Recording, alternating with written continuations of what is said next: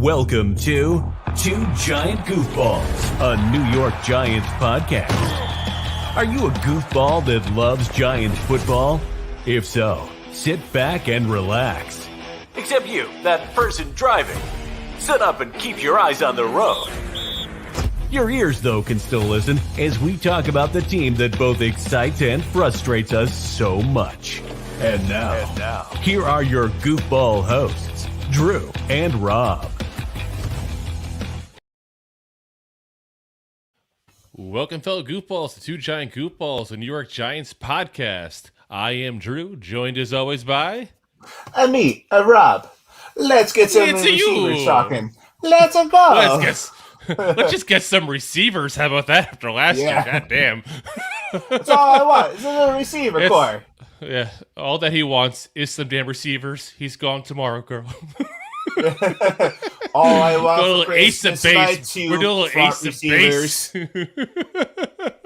So we're continuing our theme here of getting you guys people that are more intelligent than us, which, trust me, it sounds much more difficult than it sounds initially, trust me. But we got another special guest here. We have Mace here joining the program. And if you guys do not follow this guy on Twitter, on Instagram, you guys are missing out. He is a described Giants enthusiast I see here on his Twitter page. And trust me, that's some great verbiage for this man. Like, there are people that are like even bigger than us that follow this guy because he just calls it like it is. He brings his truths, he brings his knowledge with it.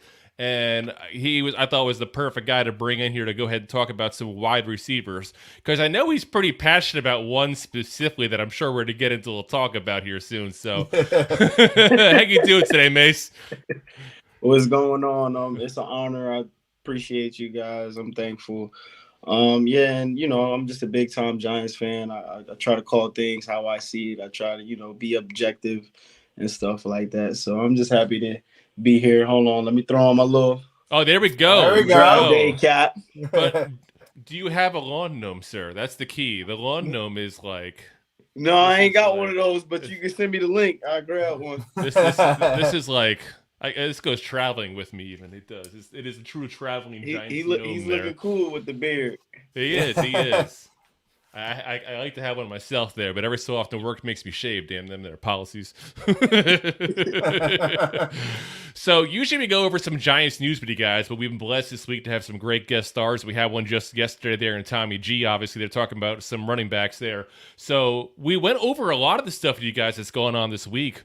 The only news I do want to speak real quick of today, before we get too much here into the the wide receivers, because we got tons of wide receivers to talk about here, is, and ironically enough, Tommy's the one who actually got me to see this originally. There are people literally posting hateful, nasty things to the new agency that is covering Daniel Jones. Like, literally posting on their offices nasty things like, "Do not screw the Giants. Daniel Jones needs to be grateful. Accept our offer." No bueno. No bueno. Listen, you guys, go to the Jets. Yeah. Go to the Jets. We don't got room for that kind of BS here, man. That's some Bush League stuff. Don't get mad at players for trying to get their money. Listen, I want them. I want them to go into their job and say, "I would like the minimum that you're willing to pay me." They're not going to do it. They're going to do it. 100%. We got to remember. Go for it, dude. I was about to say, when you walk in the job and you see the range, it's like you can make, we'll say $1 to $5. Everyone's going to ask for $5, not the $1. This doesn't sound like a good job, Rob. I'm just saying. I don't want to put any numbers out there for anyone. I think I know why they're hiring. Yeah, probably. Child labor laws. Perhaps they haven't heard of it. Oh, what is this, Hyundai? Yeah.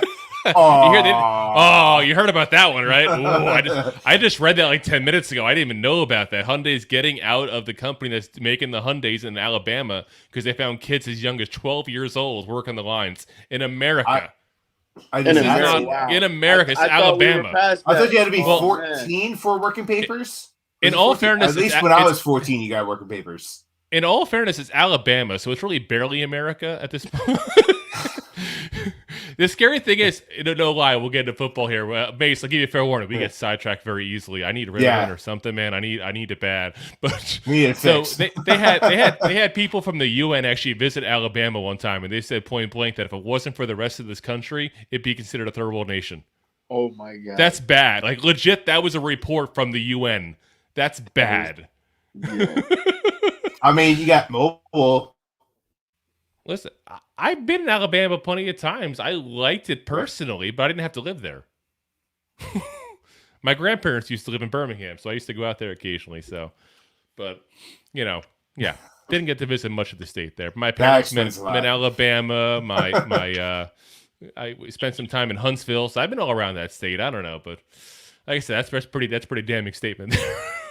So let's get into the wide receivers, because much like Alabama, we were also a third world country when it comes to wide receivers. Because oh my God, I like how you swung that in there. Right? See that? I was about to say, listen, I'm pretty sure some third world nations could have gave us some better wide receivers. Seriously, like, oh my God, like, so. Let's kind of go over. I want to kind of do a rundown of everybody we had this year and kind of our quick thoughts on them there. But obviously, wide receiver, a lot of people. So we're going to go a little lightning round with this one here. Mace, you are the guest, so you'll start. I'll just name a receiver. Give me a quick synopsis and your thoughts. Rob, you go, then I'll go, and we'll keep on going down the line here until either someone gets bored and tells us to shut up, or we find we're out of receivers. One of the two is going to happen. Let's do it. So we're going to start by yards for the season. So obviously we got to start with Darius Slayton himself there, the man, the myth, the legend. There we go. I got my favorite guy. Darius Second favorite. Slayton. I know better. Yeah. The other guy's not here. But, here, Slayton, I got a lot of love for Slayton. I think he's an asset to this team. Vertical threat, the only vertical threat that I believe we have on the perimeter, which is important in today's NFL. He led us in once again in yards, receiving yards, stepping up. The thing with Slayton is, he's a free agent now, and I would like him back, because I feel like if we get rid of him, it just creates another hole. He is replaceable, though. You know what I mean? I don't think he's that much of a unicorn or that much of an alpha. But he's been our receiver one, surprisingly, and it's interesting about Slayton, because I think the first 5 games they weren't heavily involved with him. They played David Sills over him. You know what I mean? I think they were forced to use Slayton, so I don't know how they value him. I think, I would love to see him just in a receiver 3 role, you know what I mean, as a 2, just, that Gabe Davis role, like, and not be that option. But I got a lot of love for Slayton.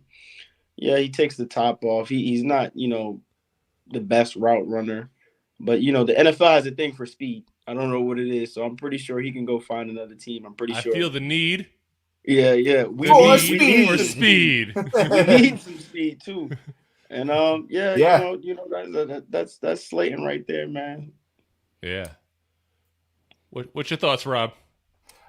Listen, if he was on any other team on the NFL this past season, he would have been at number 3 or number 4. That being said, he was an asset. He also averaged over 15 yards per catch for the season. And he also was not a valuable asset in the first quarter of our season. Mm-hmm. We did not utilize him because our coaching staff looked at him and saw that he dropped balls. Gross. But gross. But that's what he's done through his career. Like he could make some great plays, and then he could also drop the ball. He could definitely lose a game for you. He's a love him or hate him kind of player, not even play to play. Yeah, he could also win the game for you with some of these great plays that he does. Mm-hmm. So he's our number 1 receiver that anywhere else would have been number 3 or number 4. I would like to see him come back and be our number 3 or number 4. Yep. No, I'm with you on that. And I think the big thing is again, the guy didn't play for the first quarter of the season, basically, and still had 700 yards in the season. Basically had to force his way on to the field because nobody else was available. I mean, this guy deserves like the Perseverance Award to come back from being basically told you go sit down over there and you don't come on this field no matter what. To please be your number one. Can you that's like a career trajectory, not a season trajectory for most people. What the hell? So Shepard ACL snap. You get traded. But here's the thing. Here's the thing with Slayton, and I want Slayton back. We've talked about this before. I said before the season even went there, our biggest issue is we count on Slayton for more than what we should. We put that weight on him, and then we get upset when he can't bear the load. The guy was a 5th round pick. If you told me this year, right now, we're going to draft a guy in the 5th round, he's going to get 700 yards a season on a consistent basis. I'll take it. Done. This is probably the best value pick that David Gettleman, as much as we hate to say his name, ever made. Ever. Him in love. Hands down. Exactly. So here's the issue I have is we're strapped for cash. There's not a lot of receivers out there. Someone's going to overpay Slayton. I'm telling you that right now. Someone is going to overpay him, and he will be gone. I hate to say it. And you can't be mad. You can't be mad at that. No, again, I'm not picketing his agent's office or anything crazy. I'm just saying, this is a guy who someone's going to pay. I'm not saying they're going to pay him $20 million a year. I'm not saying that, but someone's going to probably pay him $8 to $10 million. I think, easily. And he's not worth it. Yeah, he's going to get 10 somewhere. 9 to 10.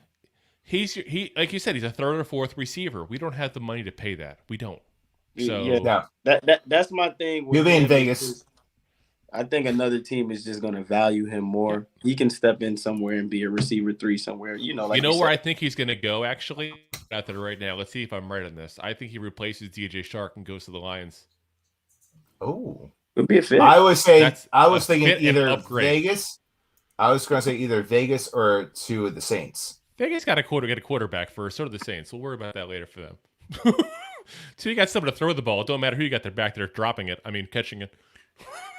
Derek Carr is going to be on one of those teams, not Vegas. He's not going to be Vegas. No, he's. I think he's going to be a Jet still. We'll see about that there. So next up, we got another surprise. If you had told me the start of the year, our top receivers were going to be Darius, Slayton, and Richie James.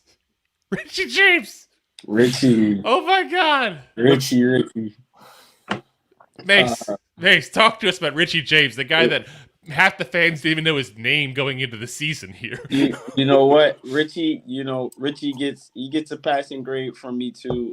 Because he was 7th round, 8th round, 7th round pick with the Niners. San Francisco back in the day. Niners. He was the Niners buried on depth charts, and he came here and he was serviceable. I seen a stat the other day that he was 12th in separation. He made a lot of plays. He made some ding dong plays too with the the 2 fumbles. Bring up Seattle. Don't bring up Seattle. Warning over that game. We don't talk about that game anymore. We don't. The Giant fans after that game saying, "Cut him."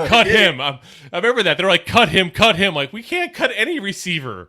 We can't even cut David Sills. We're gonna cut this guy. But yeah, he really was the safety blanket. You know what I mean?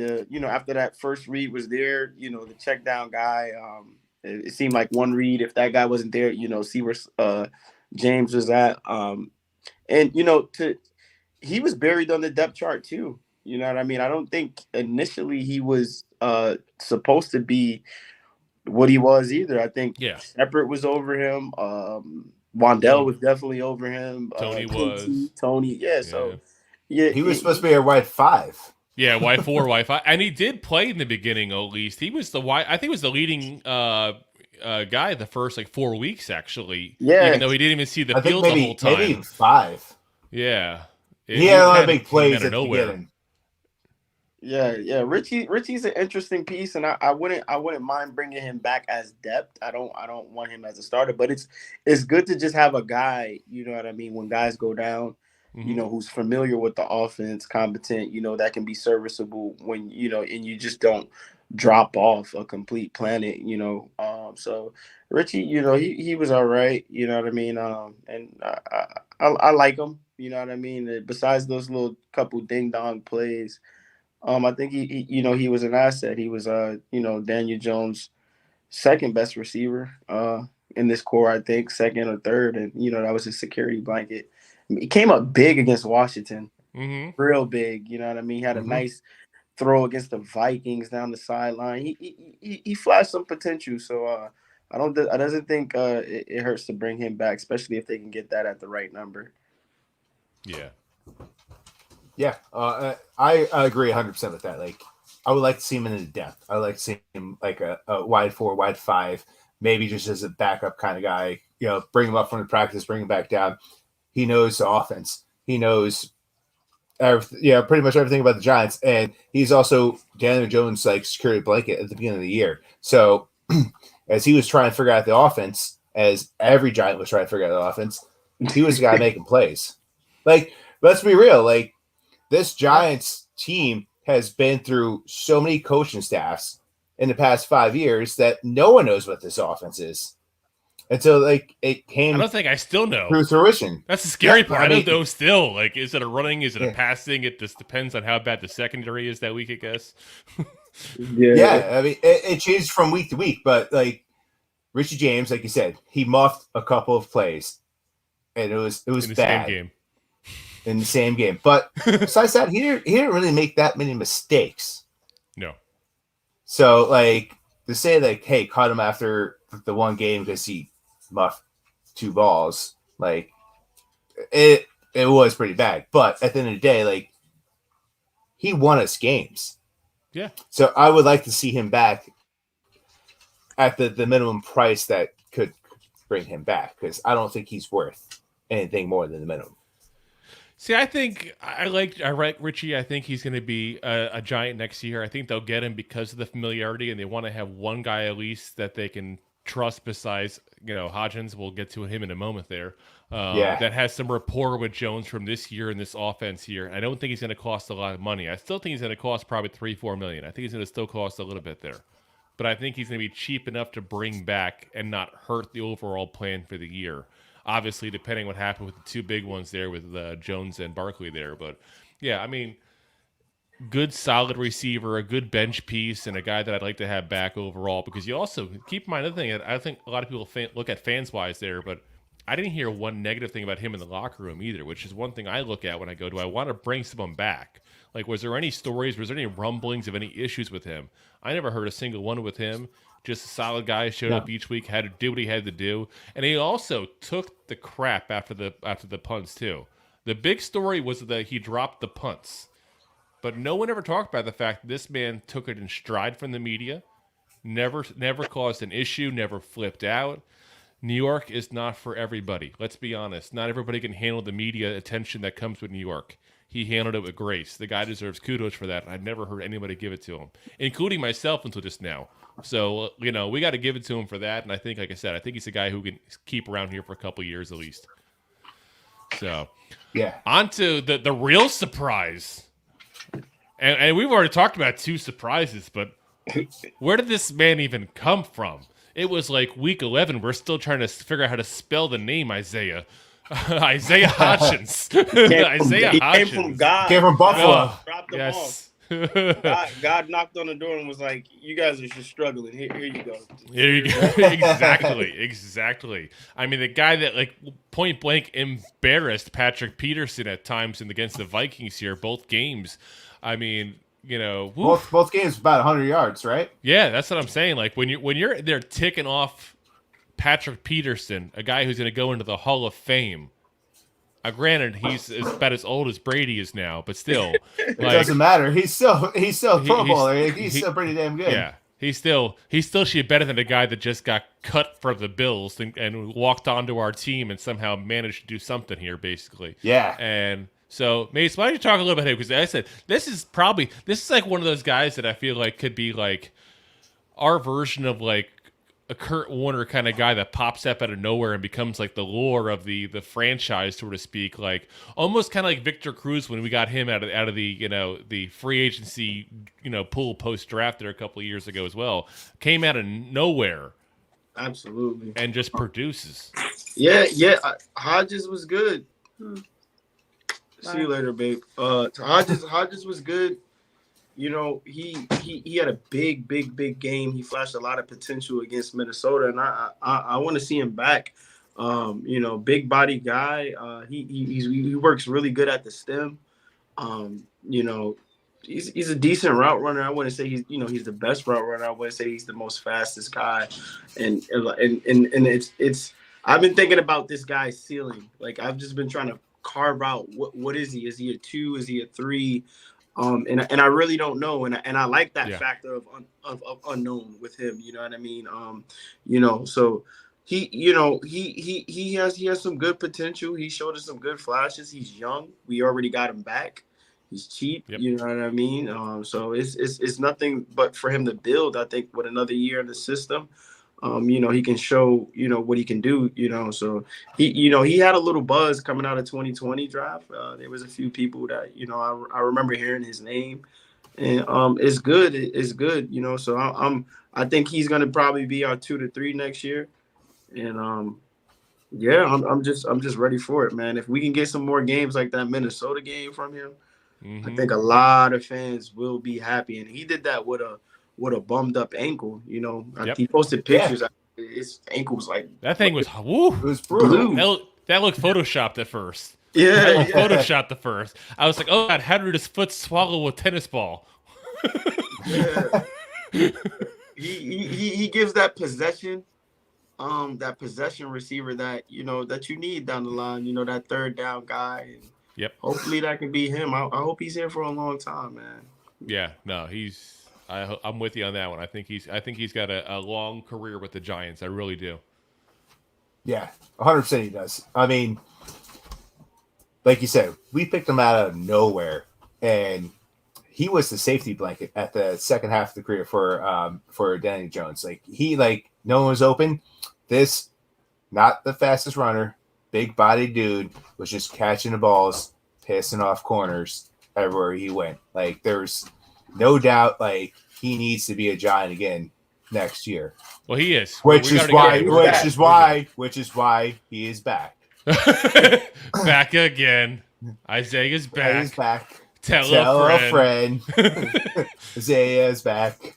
Isaiah's back. It doesn't quite have the same ring to it. It's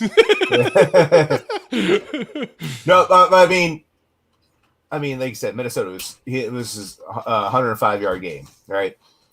And he shows potential every time he catches the ball.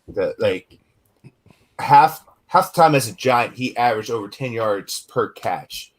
That's what you want out of a receiver. That's the first down every time you catch. Yep. Yeah. So that's how you move the ball. That's how you move the chains. He's got some versatility to him too. He's not just an X. He's not just a Y. He took it. He took a lot of plays out the slot last year too. He had a couple big plays against the Vikings, and when you got a guy like that, they're just always gonna find a role. And that's what you need. Yeah. You need a versatile group of guys, not like a Golladay who's just, this is what I am, this is the only thing I can do kind of thing. Yeah, and he kind of reminds me of, I'm going to age myself a little bit here, and people are like, oh my God, this guy's old, and yes, I am. Chris Callaway. He reminds me of Chris Callaway. The guy that you go there and you go, he doesn't do anything amazing. He just does everything decent. You know what I'm saying? The guy that you can count on for the big catch, the guy that's never going to have this crazy 1,300 yard season, but a guy you can probably get 700-800 yards out of in a pinch. That's what he reminds me of. What did he have last the half season with the Giants? It was 700 yards. He had 351 yards. So if he had the full season, he would have done about 700 yards or so. But he didn't get a full half season with us. He got a third of the season with us. Which was way more than Kenny Golladay. Listen, I got more yards than Kenny Golladay. And that was just running back and forth in bathroom breaks at halftime. Yeah. So, yeah, I mean, like I said, amazing story there. So, we got our first guy that was supposed to be potentially amazing here for the Giants that disappeared from injury, basically. Had the one great game against the Lions there. It looked like he was finally going to break out, and instead his ACL breaks out, like most of our players. Six of our players. Yeah, the MetLife curse strikes again. That turf monster wins every single battle. Wan'Dale Robinson, who, like I said, didn't do much the first couple games, had the injury there from week 1 even, and then just started showing what he can do, and then all of a sudden, poof. And like I said, this is the guy who destroyed the SEC. Destroyed the SEC. Like, people don't even realize how good he was that year. And he was the whole offense there. Yeah, Wan'Dale. It wasn't like Kentucky was this amazing offense. No, yeah, he was a killer. He was a killer in college. I had a lot of posts about Wan'Dale very early on. I was just like, yo, this dude is twitched up. And I was just like, could you picture him and Toney together? And boom, it happened. And Wan'Dale, man, it was really unfortunate because I think we really needed him down the stretch. Good athlete, very twitchy, fast. He seemed like he was just getting his feet wet, just, getting the ground with that Detroit game. He's the only guy who had 100 yards in the regular season. I think. I have to look that one up. Only one I think that may have had it would be either Hodgins or against the Vikings or perhaps Slayton. One of those games he had a huge catch on. Yeah. But he fits what I believe is the skill set that Dable and Kafka they like. I think they don't. They're not. When you look at Kansas City and you look at Buffalo, I think they just into those smaller guys, twitched up yak guys, 3-level separators, and that's what Wan'Dale is. And I wonder how he's gonna return from the ACL, because that's a big injury and stuff like that. So if I'm the Giants, I'm still trying to attack that slot position. I'm not gonna allow Wan'Dale to stop me from drafting anybody because ACLs are unpredictable sometimes, and the year you come back is not really the year. I feel like the 2 years year later. after that, the 2 years after. So, I think he should have a bright future. You know what I mean? I think he should be good.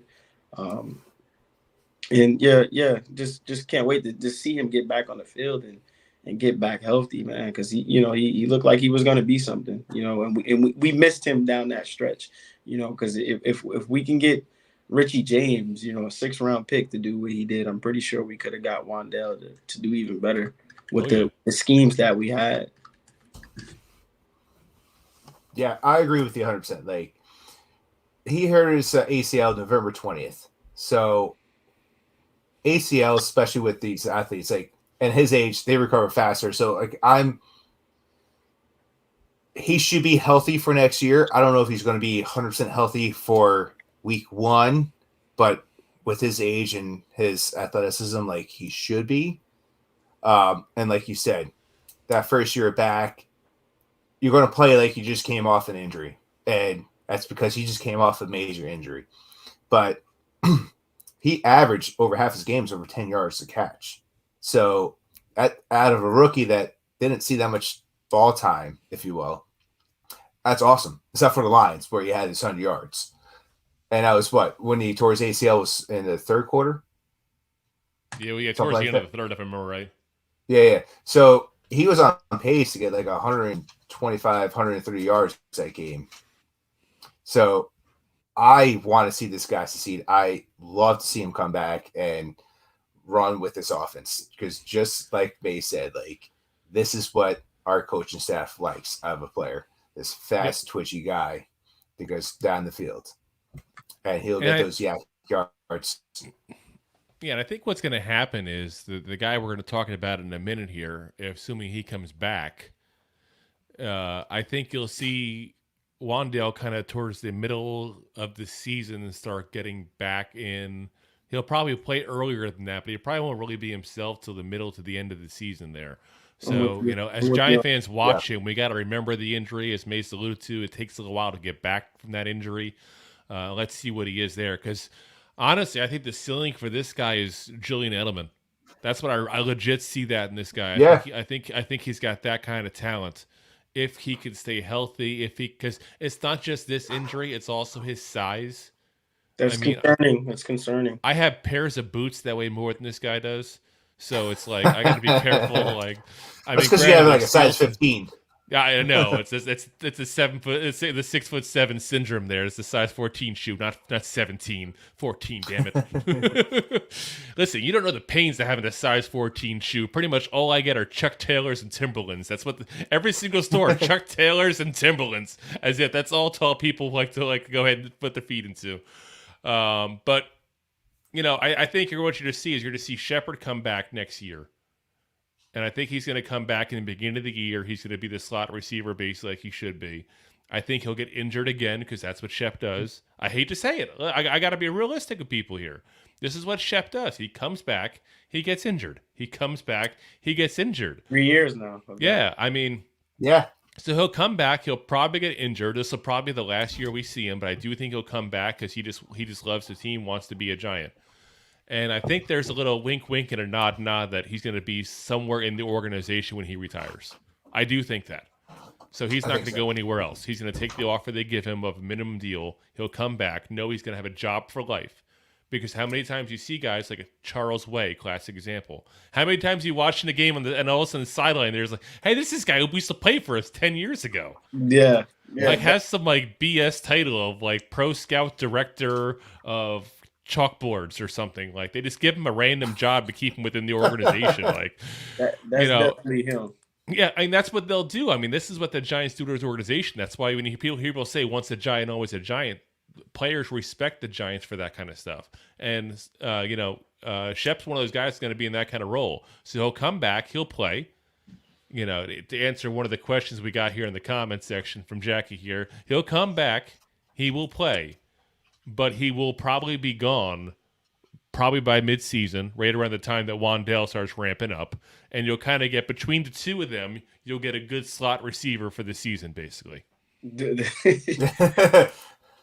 Autobots, come on. I see you guys. The motors are working and the brain's like, he's kind of right, but I don't want to say it. Yeah, I don't want to wish injury on him. Yeah. I don't either. Listen, I never wish upon it. Listen, I wish nothing but the greatest for every single Giant. But especially for Shep, because we all have, I think, so much respect for what the guy overcomes each season, come back from the injuries, the concussions, all the things he's had over the years. You ain't lying. It's a pattern. Yeah, you calling a spade a spade. I got a soft spot for Shep, but he's been injured the last 3 years, 4 years. He always comes out on fire, man. He came out this year, and I was like, "Dog, he looks good." That catch in Tennessee. Yeah. Man, tell me about it. That's about coming out the gate. Woo. Yeah, and his presence, he may have been the biggest miss for me down the stretch. Him and Jones just have this connection. He's a true security blanket too. Very, good possession receiver, and Shep is just Shep. He's energy, you know what I mean? Once a Giant, always a Giant. I really feel like that is just Shep. He's embraced it, good locker room guy. I don't feel like there's nobody on this staff that deserved to play in that playoff game more than Shep. You know what I mean? Yeah. He's been here since 2016. As long as he doesn't renew his membership to the boat club. Yeah. He didn't get a chance to redeem himself, man. I think he would have came up big though, man. Shep is Shep. He always does. You know what the crazy thing is Shep sometimes too? He'll have a quieter game, and then all of a sudden he'll just get the most important catch of the game. He's that guy. He's clutch. That guy has got clutch gene all over him like that. And like I always said, he is the perfect Robin as far as wide receivers go. He's not your Batman. He'll never be your Batman. But you could not ask for a better Robin. Yeah, that's Shep right there, man. I think he had almost like the other year, he almost had like an 80 or 75% catch rate, man, which is just like ridiculous, man. Ridiculous, man. So I'll think about it at vet minimum, nothing more than that. You know what I mean? And I'm not circling him as a 1. I'm not circling him as a 2. I'm not circling him as a 3 or 4. You know, I'll let him come in and compete, you know, just to have another body. And if he, you know, excels to the top, then he does. I'll just use him as a booster, though. You know, I wouldn't bank future plans around him. But, you know, I will give him that courtesy to, you know, to see if he wants to play football. And that's what he said he does. He wants to, you know, go at it again. But the injuries are a big red flag. So he wouldn't, once again, he's another guy that he's not stopping me from drafting anybody. But if he, you know, if he wants to come in here and compete and he doesn't mind taking a vet minimum, then it doesn't really hurt you. But I can't pay, you know, we can't afford right now. Yeah. So, I mean, Drew and I have talked about Shep a few times already, and I agree with you. Like, I think he's going to take the vet minimum because he already said he'll take a pay cut because he wants to be a Giant. So, I think it's can't take a pay cut from where he was at last year. Yeah. Well, I'm just saying, like I'll take the vet minimum less. I'll pretend to be newer. Yeah. Well, I mean, I'm 25 again, guys. You can pay me less.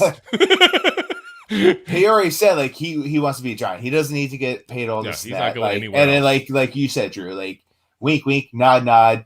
He'd be on our coaching staff, or he'll do something for the Giants. Because like, in all fairness, I just wanted to say wink, wink, nod, nod. It sounds cool. But yeah, he'll take it, and like Mace, like you said, he's an asset not just on the field but off the field. Because like after he tore his ACL. You never saw him not on the sideline. He was at there every game, coaching up Isaiah. He was coaching up Richie James. He was sitting there with every guy saying, hey, you did this.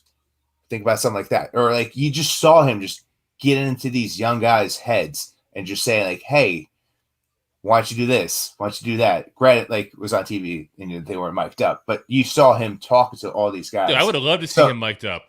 Yeah, me too. I would have loved to see that. Giants social media. Where were you on that one? Come on, drop the ball. Yeah. You dropped the ball. You pulled a drop the ball like Slayton. I think they got some mic'd up on Giants.com. Did they have it a little? And I missed it. They didn't push it out enough. That's what it boils down to. Then. Yeah, it's still their fault. Messed up. I'm not taking the blame here. I'm not taking the blame. I don't take the blame at work. I don't take the blame at home. I'm not taking the blame here either, damn it.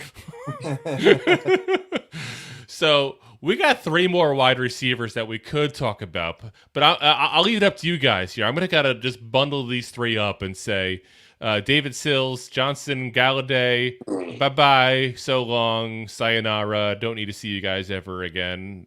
Thank you for your contributions. I'm with you. Goodbye to all of those guys. Kenny Galladay's an unfortunate situation. I could touch on that a little. You know, go for it, man. He was paid, paid to be the guy. Couldn't be the guy. Just lost the step. He had a good block. I'm happy he got 1 touchdown. At least he can say I got 1 touchdown. I'm more happy for the guy who threw it to him, but okay. Yeah, me too.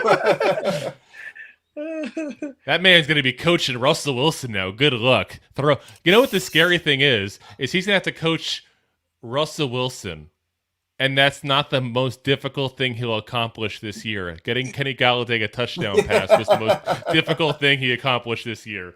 Yo, absolute, man. He's gone. He's getting cut. So. Yeah, it's not even a matter of if; it's a matter of when. Yeah, and I'd love to almost find a way to do it post June 1st to get that extra money. But I don't think we're going to do it. I think, you guys know in NFL circles, that's considered like a slap in the face to do it that way. Because they want he slapped us in the face for the past 2 years. Yeah, but you know what, though? Here's the thing, though. You could say that because he's dropped balls. People have questioned his work ethic when it comes to running routes and all. But if you look at him in the running plays, the guy blocked his butt off. Absolutely. That's not a guy who quit. That's a guy, I'm with Mace on that. And I was at the beginning of it, the whole season. I'm kind of like, what the hell? This guy's not putting in effort. I honestly, I kind of turned around during the season to a certain degree and said he's putting in effort. He just doesn't have the ability anymore. That injury just zapped it. It really did. You know, we talked before we started recording here. He was a guy who counted on his strength, his ability to jump and go get the ball. He never really counted on separation. Never was very good at separation, so it's a good thing he never counted on it. So when you're a guy that doesn't count on it because you don't got it, and you lose that half step even, you can't get any separation there. No. You're done. You're done. Yeah. You're done, man. What's just frustrating is he was getting separation in some games, and you saw him just flat out drop the ball. Like they could have put because he wasn't used to catch it anymore. They could have literally put Velcro on his jersey, tied his hands behind his back. He would have a better chance of catching the goddamn ball than what he did at these games. Just running around like, hey guys, right in the numbers. Yeah, I don't think that his style just fits the offense. I don't think they believe that's what they want to do. I don't think he's cut that 50-50 ball. We just couldn't afford to play that type of offense. No. That comes with stuff too. Taking chances down the field. Taking bombs. 50-50 balls. That comes with turnovers too. And we had to play clean football. I don't think that's just what they want to do. And Kansas City doesn't have that archetype over there, really. I don't think the Bills do. So no one does. That's kind of an old school way of playing the game now. Yeah. It even was when he was doing it. He was just doing it well, so nobody stopped him. Let's be honest. It's like if you can do something well, I don't care if it's an outdated thing. If it's working, you keep doing it. If it ain't broke, don't fix 100%. it. 100%. But now it broke. Yeah, it's complete broke. And there's now no fix it. There's no fixing it. Fix That's it. the thing. There's no fixing it. Yeah, I'm telling you right now, someone's going to take a shot at him because of the name, because of the past. And I'm going to call it right now. He's going to get a minimum deal somewhere, and he's not even going to make it out of camp. I'm being truthful. Let's be honest. If we had anything decent receiver-wise, and he wasn't going to cost us money last year to cut, the way he was playing, would he have stayed the whole season? He would have been gone. Would have gone. Yeah. Someone's going to sign him, hoping they can fix him, or being cocky enough to think they definitely can fix him. And he's going to be cut before training camp's up. It's going to happen. He'll be on the the Kenny G podcast there at that point there, starting that up. And people who listen think he's going to play some smooth jazz flute. And no, instead he's going to go ahead and he's going to talk football. And they'll be very disappointed. Like, where's that guy with the weird hair? But yeah, so let's get into how we can fix it here. Because I'll tell you this, Giant fans, the way to fix this is not signing guys like Kenny Golladay, because you don't fix it by throwing money at things. You don't go, here's the best receiver, throw him a ton of money, whether he fits the offense or not, whether there's a bidding war or not, because they said when they signed him, Chicago wanted him, Baltimore wanted him. I didn't hear a damn team besides the Giants actually talk money with this guy. We outbid ourselves for no apparent reason. Be smart, and Joe Shane will. Absolutely. Yeah, so to backtrack real fast, though. Okay. Because you kind of lumped in Johnson, Stills, and Golladay together. I think Stills comes back on the practice squad. Do you? I do. I think the moment's passed. I think did they? I think he comes back in the practice squad. How many years? If they've cut him, they brought him back. They've cut him, they brought him back. I don't even think he's on the roster technically for the end of the year. But it's just like I think he's done. Like, he's been how many years on the practice squad? He's a practice squad. You know what you got. You know what you got. Yeah. Like how much money we go through? Like, so we're talking about we're about to segue into how you fix it by not throwing money at it. Yeah. Well, guess what? If you're not throwing money at it, you have to have a backup, and you know what you got. You're absolutely right. Okay. But you're also not throwing money at it. Here's where I'll say that. So we got let's go over what we got coming back then, because that's part of the how do we fix this segment too. Yeah. So you got Wan'Dale coming back, obviously. That's already done. He's on the rookie deal. Hodgins coming back, already done. We already re-signed him for the season there. You got the rumors as far as, we talked about there with bringing back Richie James and bringing back Shep, but none of that's final yet. We really got 2 receivers on the roster. So let's say we bring back Shep at the minimum. I think we all agree that's going to happen, right? Can I say that as a safe statement there? All three of us agree. Yeah. He's probably coming back in some way, shape, or form. I'm with you. Probably. So yeah, so you're up to 3 now. You got 2 more spots that need to get filled. You draft one, you sign one, you're up to 5. You get a couple of undrafted rookie free agents, a couple of practice squad guys like that, and you're done. You don't need Sills. We know what Sills is. He's had plenty of time. I think they brought him back on a. They did. He'll be a camp body. Future practice squad. That's what I'm saying. Like, so my thing is too, is right. So you're going to sign a guy for a practice squad that you don't know what you have compared to what you know what you have. So there's kind of a little bit of a safety blanket in there. Let me ask you this. You put both your hands out, okay? You close your eyes. Okay. And someone says, okay, here, I put this turd in your hand. You can either leave this turd in your hand, or you can take whatever I'm going to give you in the other hand. You're going to take whatever. Let's be honest and call Sills what he is. He's not a good player. He's had years to show it. He's a turd. I'm trying to be nice about it because he's a human being. He's just there for the free beer on the parties. That's all he's there for. Okay, he's that background guy you invite to the party to make the room look more full than it actually is. He doesn't actually provide any entertainment, any conversation value. He's just kind of there to fill the room. That's what he is. Call it what it is. So I'm with you. But we got Colin Johnson. We almost forgot about him too. Don't forget Colin Johnson. Also another ACL guy of our league of ACL warriors here. So, we got some receivers. It's not like we have nobody. We just don't have anybody that we know we can count on to be a legit number 1, number 2 guy. We just don't have guy. Yeah. Really. So no one to depend on. I'm gonna go right at the elephant in the room here because I know Mace is gonna go here anyway, even though I've alluded to it a couple of times myself. Because like I said, we're gonna disagree with Mace. I know off the bat on this, and that's part. Like I said, I wanted to have him on here. Mace is a big OBJ fan. I know it, and there was all this talk last year about OBJ. Obviously before the plane incident, that I'll tell you point blank, I think was way overblown out of what it was because you only see him getting kicked off the plane. You didn't see what led up to the kicked off the plane.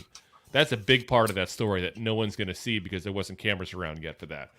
But I'm still confused by the lack of pants. That's a different situation. Keep your pants on the plane. Listen, I like taking them off too. PSA for all you fellow goofballs. Keep your pants on the plane. Keep your pants on. It's not a very difficult request. Wear the pants. Don't just wear the pants in the family, wear them in the plane, okay? But what the hell that was about. Here's the problem I run into with OBJ. Besides the fact that I still hold a grudge over some of the comments he made about Eli, even though even Eli doesn't hold the grudge. Eli holds a special place in my heart. There's 2 Giants you just never talk trash about, and that's LT and that's Eli. And he definitely talks some trash about him in a very public way when he was still playing with him on top of that, which is just like, you don't do that. But, I can get around the whole, getting in a fight and losing with the kicking net. Though, seriously, I wish we had a time to place bets on that because nobody bet the kicking net to win, but that kicking net won. But I can get around, the pictures in the hotel where people thought he had drugs with him and stuff like that. Listen, they're guys in their 20s that are rich. Half of them are freaking doing coke and dope and all. Leave them alone. As long as they're not hurting anybody, who cares? Who didn't do stupid crap in their 20s? We forget sometimes because we grow up we spend so much time watching these guys and following their lives, and they're big guys. They're kids. Yeah. With a lot of money. They're 20, 24, 25-year-old. What stupid stuff I did at 24, 25? Damn, I did not make anywhere near $1 million. Yeah, if you give me money and the stupidity I had back then, dude, that's a dangerous combo. Yeah. That's a dangerous combo. As Frankie Curtis comes up saying, I don't know why, he says, "You suck at shuffleboard," just saying. That's the most random comment, Frankie. But yes, you're not wrong. I probably do suck at shuffleboard because I've never played the game before. I live in Florida, but I'm not an old person living in Florida. I'm number one in the shuffleboard league, so Frankie, step back. Oh, here we go. Mike the Bear fan, OBJ, I don't think he'll be a good fit for the Giants. I believe it would be just like the Golladay. Didn't do much at all, in my opinion, or even an Allen Robinson. Better off with anyone else. So that kind of brings me to my point that I was kind of dragging along here. Since OBJ left, he just hasn't done much. He's got, besides getting injured. I mean, let's call it what it is. I mean, people thought he did really good with the Rams, and don't get me wrong, he did good in the postseason. And that Super Bowl, the first half before he got injured, he was like the old OBJ for that half. He was. Let's call it what it is. Absolutely. But he only had what in the half year he was there? He did 350 yards?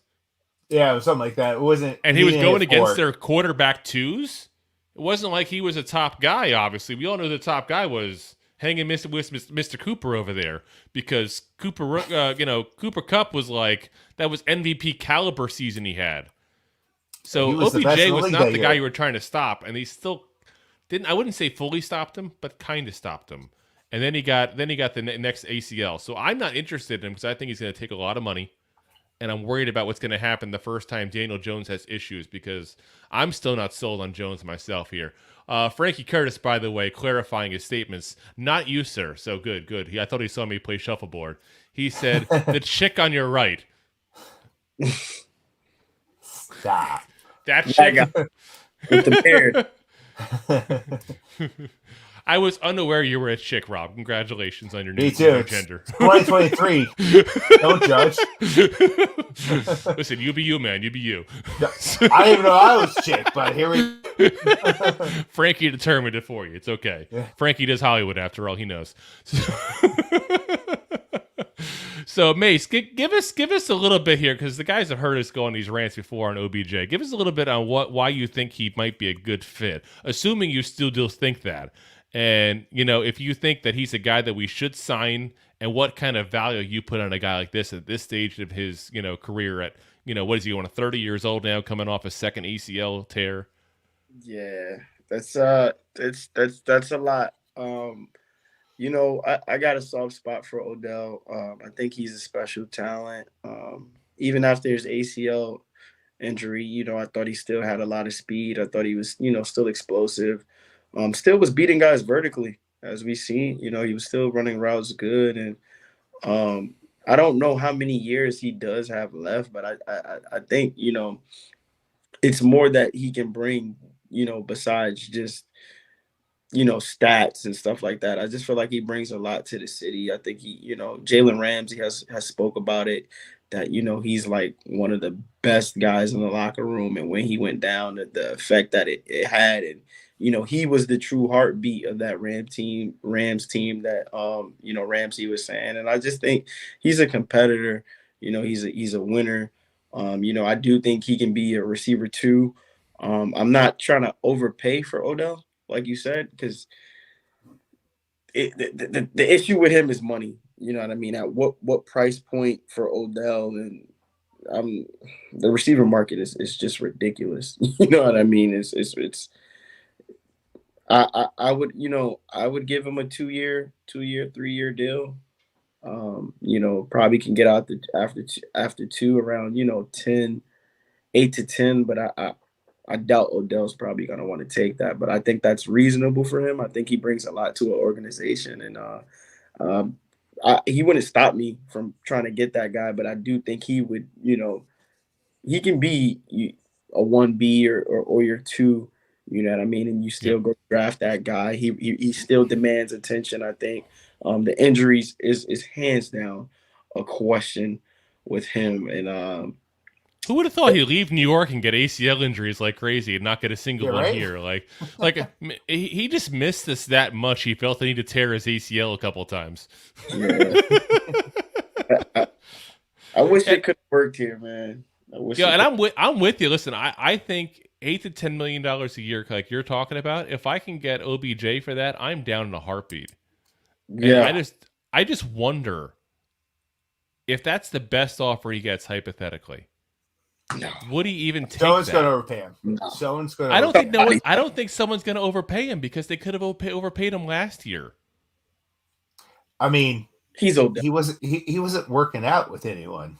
Yes, he was. He worked out with out and stuff. Oh, that's true. He didn't work out. He just interviewed. Yeah. He's got just talk. I mean, like I said, Dallas wanted him. Do you think Dallas had extra $12, $13 million lying around to pay him? Yeah.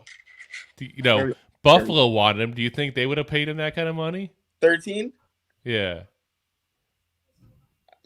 No, maybe on a prorated, hoping he was like the missing piece to get a Super Bowl. But yeah, I think they might have. I think his name alone and what he brings, seats and stuff like that, and I think with this market, you got guys like Christian Kirk. Oh God, dude, that contract is I still can't believe that he actually played better this year than I thought he would when they signed him. I'm going to say that people have not backtracked that enough. I still was a crazy overpay on him. So, real quick, Rob, we do have an update here from Frankie. He says, I love you, Rob. So this is why he was talking about you as a chick now, because he loves you and he's been drinking and can't hear good, but thank you and keep up the good work. that's a true fan, man. That's Frank will have a Bloody Mary on Sunday. Listen, people are tailgating us. That's the point that we've gotten now. People are tailgating the Goofball show, okay? Mike the Bear fan.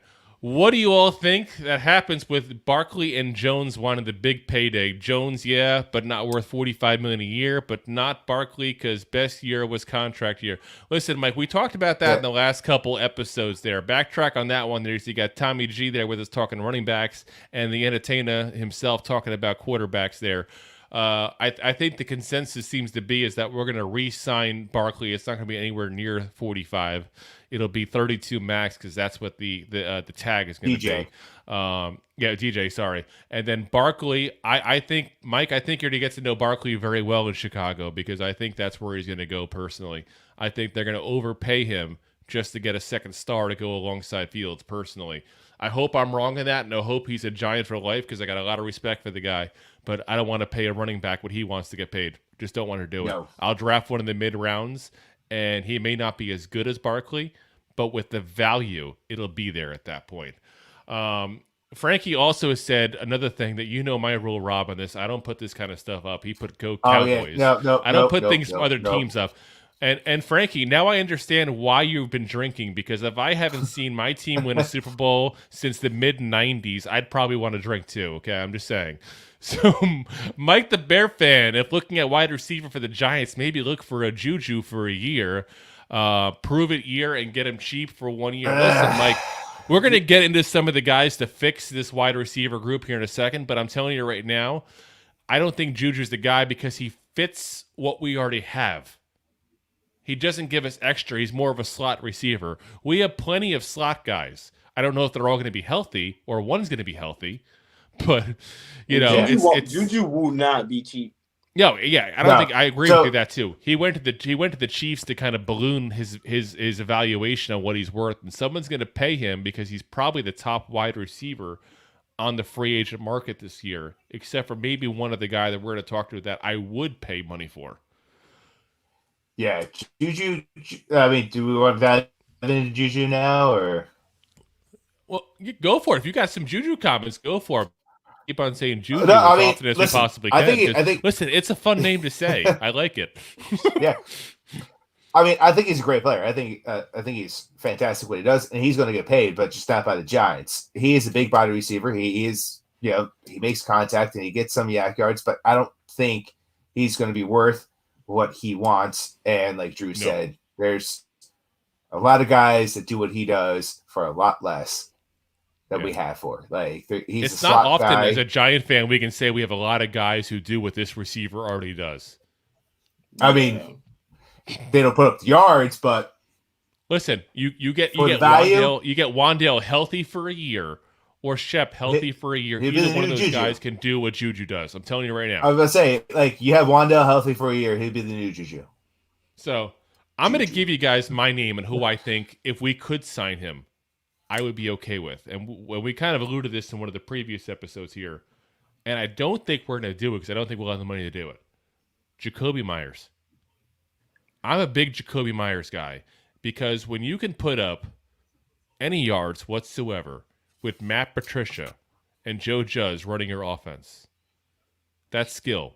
That's skill. Like, you can't take that away, okay? That's like the equivalent of having, like, you know, Zach Wilson as your quarterback. I'm just saying, like, it's that kind of level. Like, you had nothing at that point to help you out in scheme whatsoever. And if you take out the couple of, games that he missed, that would have been a 1,000-yard season for him because he was out for a couple of games. He had his best yards per game average of his career. He's improved every single year. That's one of the things I like to look at with free agents. Have they improved? Are they going uphill or downhill in their career? This is a guy going uphill. Hasn't had a really decent receiver, basically, decent quarterback the last couple of years. Hasn't had a good offensive scheme this past year. It's barely Zappy. Come on, seriously. We just like the name. You just want to say Zappy again. I did. I'll say this, Mace. When we were doing our season talks in the games, whenever Bailey was playing, we were like Zappy it to me. Zappy. Zappy. Couldn't say Zappy enough. It's gonna be a Zappy game. It's real catchy. Isn't it? Seriously, that could be like a bumper sticker or something here. So let's see here. We got a couple more comments here. We're losing tracks we're going through for so much. Frankie again. Oh, you got an actual athlete on your show. I'm thinking that's Rob. Are you the athlete, Rob? Because it's not me, that's for sure. You seem to know the guy. Mace, do you know Frankie? Has he seen you play some sports? Because I'm not the athlete. It's not me. Let's see here. All right. Yes, he said, he might play a different team, but you are on hell of an athlete. These guys are top shelf. I don't even know. Are we talking about we're talking about the alcohol with the top shelf? Right? Is that what's going on? Are you drinking the good stuff, Frankie? Come on. Let's see. Mike the Bear fan, with the new system and new GM, I don't think they'll make the big splash at running back, especially Barkley. And listen, if there was other options available to them to make a big splash as a weapon, I'd be with you. But Barkley is the best weapon on the market there, and that's what the Bears are going to want to do. And having a running back who can catch the ball to go along with a running quarterback is a great safety net. Ask Daniel Jones. That's a big move there, right there. So we got Ken Cristiano, regular on the show here. This year, the free agent wide receiver market is slim. It is very, very slim here. Very, very slim. And we got Frankie. I think he has a thing for Rob here. We got Go Rob. Go Rob. Shout out to Adonis, who's Rob's dog. So he definitely does know Rob. Hope I spelled it right. I don't know. Well, Rob had to step away for a second, it looks like. There he is. Sorry, gentlemen. Had to get a dog. Here we go. He goes, Myers will continue to go uphill and would like him in Chicago. Sorry, Mike. No, I want him in New York. Jacoby, that was like one of the few guys I looked at, and I thought it was interesting. Jakobi Meyers, I think he's a good name. Yeah, he got some good qualities to him, and he can separate. I feel like he can be a 2. You know what I mean? It's just it's the price point with him. I think he could be a 1. Yes, I actually like him that much. I think he could be a 1. I think Jacoby could be 1, but I think the problem is, like you said, is the price. Like he's going to come out big in this offseason, and people are going to look at Jacoby. They're going to look at Juju. They're going to look at T. Higgins. And these guys are going to probably get paid $18 million a year. Dude, T. Higgins is going to get paid like a beast. Whoever trades for him is going to pay this man like $25 million a year. What? It's gonna be crazy. It's gonna be like that kind of contract. He's gonna break the bank. I'm telling you right now. Whoever trades this guy, he's gonna get like the record. Pretty absurd. He's gonna get the record for like most to play the position. I'm telling you, it's gonna happen. He's gonna get that kind of contract easily, and that's crazy. So we talked about Jacoby there. Right. We got another comment here. And it's from my dad. Hey, Dad. I always feel weird just saying his name on the thing. It's like, it's Dad. So if the wide receiver starved Patriots let Jacoby walk, then you have to think twice about signing him. And that's a good point. It's almost like this is true. This See, it's a genetic thing. This is where I get my football intelligence from, my dad here, because that's a good point. But what's their cap situation? I don't know what their cap situation is, but also look at the Patriots. Like they've always they let good players walk just because they like keeping that salary cap down and keeping like farm-fed draft guys coming up. They rather move the money around a little bit. Like, yep, they had Moss, right? How many stars have they had that they're allowed to walk through? Look at the veteran guys at a cheaper price. They don't pay top dollar for the top player because everyone comes up in Massachusetts to do their job, and that's it. They're not going to pay top dollar for anyone. No, they pay medium. Look at Tom Brady. Tom Brady's going to go as the GOAT. He took a pay cut to stay there. Well, hold on. Everybody overplays that, man. Listen, if I was married to Giselle, I could take a pay cut too. It's not like that man did it. I just got to state that as part of that because it's not like he's the goodness of his heart because he wanted to be a good teammate. But the guy said, I don't care. The missus is making $100 million a year. I'm good. Yeah, I'm just trying to say that's the team that Patriots are. I'm not trying to say anything about Tom Brady. No. I just got to point that out whenever anybody brings that up because people overplay that as far as like, oh, Brady took a pay cut. Brady was a team player. No, Brady had a rich wife. Damn. Who makes more than NFL players. Yeah, and also, he's not Mr. Brady. He was Mr. Bunchen for the last 10 years prior to this breakup now. I mean, also, he made trying to find a charger money with New England. I might get disconnected. Find a charger. That's why I've been walking around just to give you guys an update. I thought you were giving us a tour of your house, Mace. I thought he's like, listen, I just redid the kitchen, guys. Check it out. I'm over here trying to look for a charger. Oh. I feel like we got the whole view of Mace's house. If anybody is a fan, if anybody is a fan of Mace's Twitter and Instagram and is watching, and you guys have been curious about where's the Mace den? Like, what does this house look like? Like, you're gonna get quite the view in this video. And if you guys are listening in the audio podcast later on, you are missing out on the tour. This is like this is like one of those like HGTV shows where he's just walking around showing us his crib, like New York Giants crib. Yeah, like if you guys like. And by the way, I should also mention, guys, because I didn't even mention this early in the show, we have expanded our streaming. Expanded the streaming. So we've been on Facebook, we've been on Twitter, we've been on YouTube.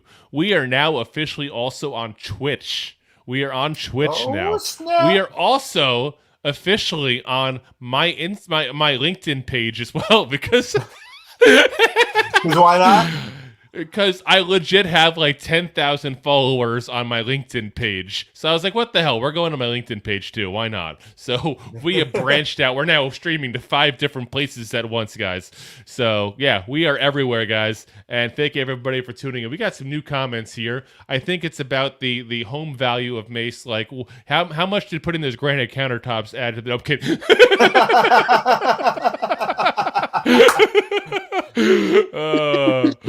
Let's see. Frankie, he goes, love. Yo, Frankie's got a thing for Rob. Love Adonis more. He's got a thing for Rob and the dog there. We got good night, Frankie. And then Anastasia. Uh-oh, Rob, your girl's coming in. She heard what Frankie was saying. She's coming on now. Heart. She's like, leave him alone, Frankie. Leave him alone. She's leave him alone, Frankie. Oh, my. Ken with Higgins is going to wax the team. Yeah, I tell you, that man's gonna get paid money like you would not believe here. Mike, the Bears fan, if anyone's gonna pay Higgins, and the Bears should, because with him and Claypool and Mooney can be dangerous if Fields can be protected by the O-line. Mike, here's the biggest problem with that. Fields has to learn to throw the ball. And I ain't knocking on him. He's a good young quarterback. But I still have my questions whether or not he can sit in the pocket and play an old school like throw 'em kind of game. And if you look at the history of the NFL, as the quarterback position has become much more mobile, and this is one of my biggest gripes I have with Daniel Jones, so it's not me trying to hate on the team here. the guys who win the championships are primarily pocket quarterbacks. They may get out when they got to get out. They may improvise when they got to improvise. But for the most part, they sit there, let the play come to them. They throw the ball when they have to. I'm not a big fan of overly running quarterbacks like that for that reason, because at some point, you're going to have to throw to win the game. That's life in the NFL, especially in the modern NFL. Can Fields do that? I still have the question if Jones can do it, but I'm definitely going to question it with Fields because I've seen the way he played. And Fields is way more of a mobile quarterback than. Oh, dude, he's like a running back who occasionally throws the ball. It's like a wildcat almost. It's crazy. It's like, listen, and it's gonna work when he's young, but at some point, a defensive coordinator is gonna figure out how to stop it, and everybody else is gonna copy whatever he does. And he's going to have to be able to throw the ball to compensate. And then by throwing the ball more, he can still go ahead and run the ball at that point. Right now, he's too one-dimensional for my taste. So, you guys can feel free to disagree with me, though. I know I'm very opinionated. It's okay. It's okay. I think Phil's. I think we've seen at Ohio State. That he was a thrower of the ball. I think it depends on the offense and the ability. There's definitely some accuracy issues there. I'm not gonna, be blind to it, but there's some plays of him making some downfield plays. He got some processing issues, you know what I mean. But he's a second-year quarterback, very, very, very high ceiling guy. Once I think him and Daniel Jones have similar situations. I like both quarterbacks. You know what I mean. I think Brian Dable could make a monster out of Fields, honestly. Oh, dude, if Dable had that, yeah. And people forget all the time with these young quarterbacks. It's not always them. It's the situation they go to that determines a success or a failure. It's who's coaching them, who's around them, what positive influences do they have in their lives at that point. There's a lot more than what you just see in the 60 minutes they're on the field, and that's it. There's a lot more that goes into it. I'm a big advocate of saying you don't just draft a quarterback, you build them. Yep. You know what I mean? And a lot of these top quarterbacks, there's a lot of similarities. A lot of them have consistency with coaching staff. A lot of them have good head coaches. It's a reason. And I'm not trying to take anything away from those elite guys, but everybody's not just going to the worst situation and just overturning it, you know what I mean? So you got to build around those guys. You got to, set those guys up for success. It's a dual relationship, and they're going to produce for you when you do those things. But when you fail your quarterback, Fields, Sam Darnold, Jones, it's a recipe for disaster, honestly. Yeah, I mean, it's half and half. Yeah, listen, not every quarterback out of the draft is going to be a Patrick Mahomes that's going to be able to start for you and make a big difference. Could you imagine the league if everybody had a Patrick Mahomes? Oh my God! You're going to get more. Yeah, let's watch football all day long. Yeah, you're going to get more like Zach Wilson and Johnny Manziel coming out with a bad coach. Like they're going to have talent, but they're not going to be able to do anything with it because they're not going to be well coached, and they're just going to be goofballs, if you will. Is it just me? And I want to see what you guys think on this, because I've said this for years, and no NFL team has really ever picked up in this mentality for some reason. See, I'm not in the market to buy an NFL team anytime soon. No, I don't got a couple of $1 billion. If this show really takes off, we'll buy a team and rename it the Goofballs. But I'm just saying, like, until that day comes, the one thing, and we talked about this briefly, we talked about Wink when he was where they're saying the Giants might throw more money at him to tell him not to take the Colts job if he got offered it. Why a team that has a young quarterback or a chance to draft a young quarterback doesn't just say, open checkbook, I want the best goddamn coaching staff I can get my hands on. I will pay you like a player. It's such an important position, not just the head coach, the coordinator, the QB coach. All these guys that are the positive influence, you hope, on a guy you're throwing everything at in your franchise. Just open up your damn checkbook and pay the man. I'm with you, man. OC's OC is one of the most underrated position coaches. Yes.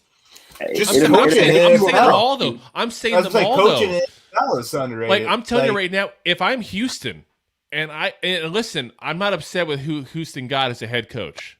You know, I think they got a guy they're comfortable with because he used to play there, a guy that came from a winning organization in the Niners, but he's a defensive-minded guy. I think we all know it's pretty damn clear they're going to go ahead and pick a quarterback in the first round. I'm getting the goddamn best offensive coordinator money can buy. Yeah, I'm getting the best goddamn quarterback coach money can buy. I like Texans, man. I like their situation. I like what they got. Oh, dude, they're sitting pretty. People don't realize how pretty they're sitting. Not as pretty as the Bears because they got a quarterback in the first overall pick, but they're not far behind. No. The Texas prop. Sorry, go Mace. Yeah. I was just gonna say they're in a weak division, and there's automatically growth opportunity. You know what I mean? So the coach shouldn't feel like he's on a hot seat. You know, you just won 3 games. Second pick, 12th pick. What else more could you ask for? Young roster. They do have some pieces over there. They have the second best left tackle in football. You know, they got Darius. I know what he did there. I see what you did there. they got Tell us who's the first. Tell us who's number 1. I think it's Trent. I think. Oh, come on! Oh, you set up. I had you set up so well. Come on, Mace. I love Andrew. I love Andrew Thomas. Listen, I got a button that takes you right off the screen. Don't tempt me, man. Come on. So, Mace, I hear what you're saying, but the biggest problems with the Texans is the Texans. They find a way. To muff themselves. It's the owner. He's a POS. And I'm trying to put it nicely when I say it that way. I'm just saying. Let's be honest. There's a lot of really nasty allegations against the man. I don't know him personally, so I'll say allegations so I don't get sued. Yeah. Not that there's much chance of him ever listening to this, but still. Yeah. Time and time again, how many times they had the first round pick, second round pick, they had all these great picks, and they just botched it. They come up. Yep. What was it? Mills is supposed to be the savior this year. Yeah, because he had an okay year. Yeah, they just needed a narrative to sell to the fans, dude. That's all Mills was. Mills was a narrative to sell to the fans. That's it. Him and Pep Hamilton. I mean, the running back, what, Pierce? What is that his name? Yeah, Pierce. He had a great year. Beast. Yeah. I'm still pissed with So they did a good job drafting him, but they also get in their own way. Here's the thing: when they find ways to lose games. When you get 2-3 picks around, you're gonna hit in a couple. Yeah. Just say also bless you whoever just sneezed. a blind squirrel finds a nut every once in a while. Yeah. Bless you again, whoever's sneezing. But yeah, let's get onto how not to mess things up here. Enough of the Texans here. Who else do you guys think might be a good pickup for us free agency wise here in the wide receivers? Because we got to look at some guys that might be a little cheaper there. As much as I'm looking at a guy that I think is a number 1 potential, we might not have number 1 money. So who do we have that might be interesting there to pick up as a wide receiver? Or do you guys think we're going to go draft and just call it a day because we kind of broke? You know, everybody wants to talk about all this money we got, but I think we're shopping on the Ross and Marshall's budget here. TJ Maxx style. Don't be messing with TJ Maxx. I've looked at the receiver list a lot, and I head scratch. I see Nick Filato, reference Parrish Campbell.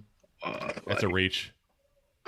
I just don't know, bro. Yes. With the money that we have, someone's gonna overpay Parris Campbell. I'm telling you that too. Someone's gonna overpay him too. I agree. It's just the inflated market. He's young, so people are throwing his name around. I personally think if we're gonna go get a free agent, get an older guy that we can have as a stopgap for a year or two, and that's it. A guy like a Marvin Jones, like a Marvin Jones. I don't like Marvin. You like Marvin? He's like what, 33? He's 33, but he's still playing. He's still playing good. The price. What do we pay for that? That's my only thing. And that's my whole thing. It's because he's old, you can get him cheap. If no one's gonna give a huge huge contract to a 33-year-old receiver. Let's be honest. I have no problem. If he's cheap, I have no problem. Sign him for that's what I'm saying. If you can get it for like 1 year, $3 million.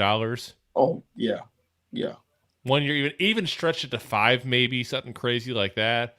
I wouldn't give this guy a $10 million contract. I'm not suggesting that, but I'm saying that's the kind of guy that I wouldn't mind if we can't get, a legit number one somehow, just to get somebody else in the mix who does something different than what the guys are that we already got.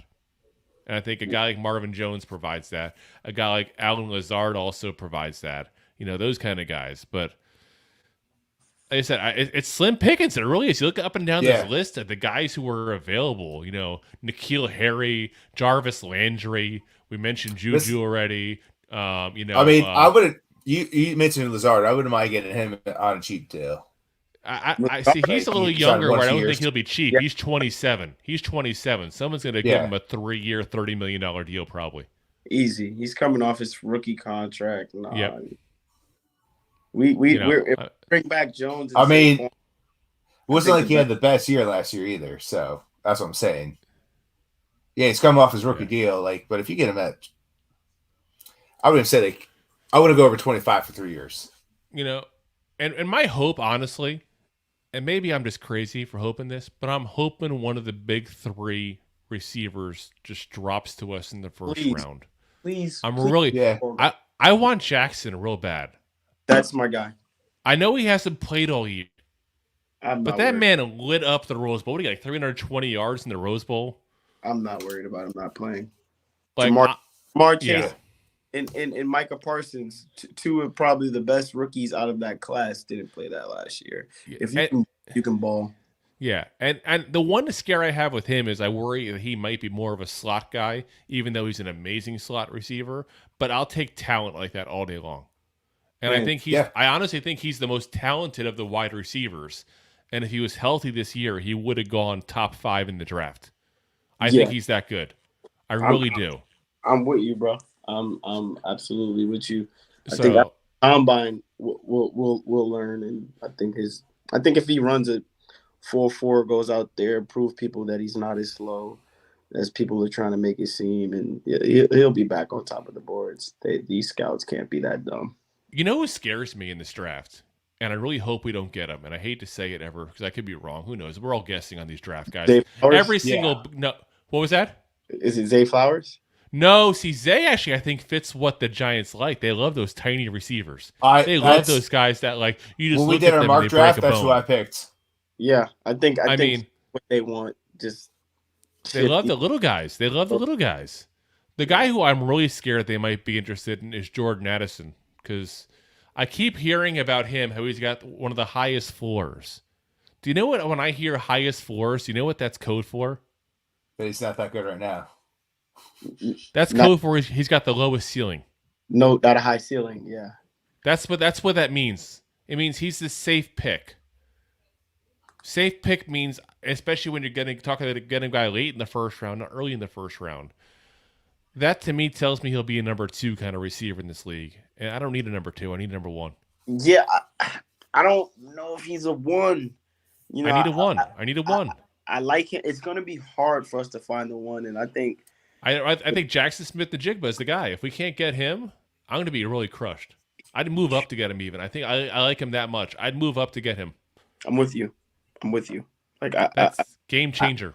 I love him. He just understands football, good route runner, great at yak, great at the catch point, just always finding holes in the defense, smooth. You know what I mean? JSN is just he's a football player, bro. You know what I mean? And if we can get him in the slot, he gives me Justin Jefferson vibes a little. You know the question is, do you love him as much as Frankie loves Rob? Yeah. That's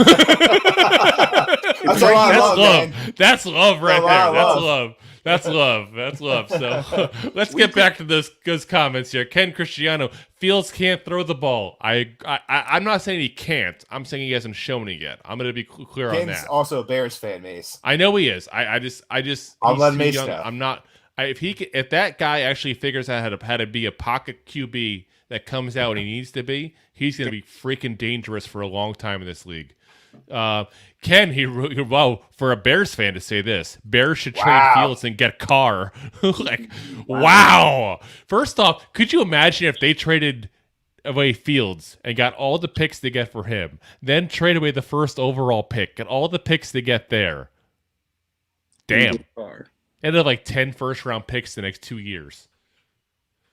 10 first-round picks. They'd be like that. Because I'm telling you, watch the Bears clear house in this draft because they can go down to 2 with the Texans. Then they can go to 4 with the Colts. They can still probably get a top-flight defender. I'm telling you, watch this team like trade down a couple of times and have like picks like you wouldn't believe. That's the thing to do. And now you're the Eagles in 2 years, and you still got a bunch of picks. So you lose in the Super Bowl again? Oh, I had to say it. I couldn't help myself. Listen, and I had to bring it up that way because I've been messing with Eagles fans like crazy because the Eagle fans that are like, oh, well, we just got to the Super Bowl. It don't matter if you don't win. It don't matter. Yeah. That just means you're the best loser there is. That's all that means. Showed up to the dance and couldn't perform. And you know what the difference is with the Giants and the Eagles? The Eagles are what now? 1-3 in the Super Bowl? 1-3. The Giants are 4-1. That's the difference, folks. That's the difference. It's not that the Eagles don't ever go to the Super Bowl. It's that they don't typically win when they go. Unless Nick Foles does some weird voodoo magic there at that point. Somehow pulls a win out of his tuchus, to put it nicely. Yeah. There's my dad chiming in again. Running backs will get hurt at some point. I mean, look at Jones. This is the first year he's been healthy. That's for sure. Ken Cristiano, and it's what system they get to new QBs. I'm not understanding, Ken. Rewrite that one for me, please. Unless you guys get it. Am I the only one? I think he was just saying, like when I was talking about the building the quarterback, and it probably what system the new QB goes to is real important. Yeah, no, it's huge. I mean, it's maturity on the quarterback's part. I mean, look at like a guy like Zach Wilson in New York. That, let's be frank, that man cared more about bagging Cougars than he cared about bagging touchdowns. I mean, let's call it what it is. I mean, let's look at Drew Brees. You go to Chargers and he goes over to Saints. Different coach. Hold on. He was good the last year with the Chargers. People forget that there was a discussion whether to keep him and not keep after all after that. There was that discussion, but he just took it to another level with Sean Payton. Yeah, coaching. Exactly. Mike, the Bears fan. Very good takes, everybody. I'll be tuning in more. Have a great night. Take it easy, Mike. You're probably gone at this point. That as we're reading this, but you'll listen later on. So you are correct. I don't know what he said, but I probably was correct. Drew acquired his football acumen despite my old school influence from my dad there. Yeah. I mean, my dad taught me a lot of things. He's like me. We're both very opinionated people, so it works out pretty well in that regard that we had each other to kind of bounce stuff off of all the time. Ken Cristiano, yuck. I don't know what that was about, Ken, but yuck indeed, I guess. My dad chiming in again. Bring back Shepard and draft 2 receivers. We don't need an aging veteran who is an injury risk. And I don't disagree with that, depending on who we get. And that's why I'm saying if we can get an older receiver cheap for a year or two to stopgap it, especially knowing we got Wan'Dale coming back in big injury. We got Shep that we're expecting to get injured again, though, hopefully I'm wrong on that one there. But, it's not a bad move, I think, to have an older guy for one more year like that to kind of be a stopgap. Ken Cristiano, exactly. Ken, you were just giving cryptic messages here left and right here. I feel like you're doing code with somebody. Like, are you a spy for somebody or something like that? Somebody's up the line going, they said exactly. That's the code word, guys. Let's go. Go, go, go. He says, come on, LOL. It's all the system. Can't blame Zach. Listen, I'm not saying I blame Zach. Zach's a young, rich kid. Okay, we talked about this a minute ago. Listen, nothing's ever his fault. He's a young, rich, single kid on top of that. if you get the chance, if you listen, first off, I'm going to say this. And Rob can attest to the fact that I'm a very happily married man. I'm going to start that ahead of time, especially in case my wife is watching. I love you. Did you see Zach Wilson's mom? I didn't see the friend. No. I'm just saying, Google it. Before you comment, Google it. I'm just going to say that. Just saying. You might have seen her at a club like 10, 15 years ago. I'm just saying. Ken Cristiano, Marvin Jones. I said yuck too. Oh, Marvin Jones, you're saying the yuck about. Okay, I got it. Got a big nose. Nobody likes Marvin Jones. I'm kind of really shocked by that. And you know what? I thought he was a good, solid piece of the Jaguars, offense overall. Not a guy that you like go, oh my God, we couldn't do this without Marvin. But he'd still put up over 500 yards. If you can get that kind of receiver on a team like this that struggle to find people all year long, like I said, I don't think it's that bad a move. Listen, if we were the guys who had 3 or 4 top flight receivers and we were fine and we didn't need a receiver, then yeah, we'll get the hell out of here, Marvin. But with the guys we got, can we turn anyone away? Can we turn anyone away? Seriously. No. Listen, I feel like if I feel like if I showed up at Timex, Dale would be like, okay, here's a uniform. Let's go for it. Let's see what you got. We're in that boat. We can't turn anybody away. Like, walk-ins allowed. This is like a college game now. Chad Powers, you're up next. Ken Cristiano, she's hot, sex mom. This is where we've gotten into. We've gotten to rating Zach's mom. Like Stacy's mom. On a 1 to 10, how hot? Listen, I'm not going to start going that route. I don't want to start going into that bad of it here. I'm just saying she's not a bad-looking woman. So I'm assuming her friend probably isn't either, unless she's like the ugly girl that she brings to the club to look that much better. Duff. Is that the term for it? I didn't know if there was a term or not for it. But we all know that's what they do. That's what they do. It's like, Mace, you know what a duff is, right? No, is that like the friend of as big, ugly, fat friend. Oh, okay. He's like, I'm not touching this one. It's going to get me in trouble. He's like, they told me they wouldn't get me in trouble backing me in a corner in this conversation. Here they did anyway. Sorry. Way to go, Rob. We take the low road here. I'm sure she's a very nice woman with a very nice personality. Beautiful spot. So yeah, like I said, I think that's where we're at. I think we can all agree on that. If we want a top flight receiver, the draft is our best shot, right? Are we in agreement there? Hands down. So yeah. So I mean, are you guys opposed to moving down if you have to? And we're gonna have 11 picks in this draft by the time they give the comp picks. Is that what we're going to be up to? That's 11 picks. Listen. We're not going to have 11 guys to make the roster. Let's be honest. 11 rookies are not going to make this roster probably. And if they do, that means we overpaid somebody, whether it's Jones or Barkley, because we couldn't get anybody else on the damn team after that. Like everybody, okay, new rookie, because we're now the Saquon Jones team now. But like I said, you guys think I'm crazy for that? And what do you think? Does that make sense in that case to do? 100%. Yeah, I think that's the most. I mean, obviously, depending what you have to give up. Draft is the way to go. You want to build it. You want to build a team through the draft. I'm not into free agency guys. I'm not into top guys. Draft. You know, those contracts, those rookie contracts are pivotal. You know what I mean? You don't want to go out there and keep paying top dollar. Then you're Dave Gettleman. Yeah. When you're just shopping for a free agent. Yeah. Listen, our coaching staff, our GM. You just said that. You're like, listen, and then I couldn't hear you. Then I couldn't hear you. You left us in suspense again, damn it, Rob. You're like, listen.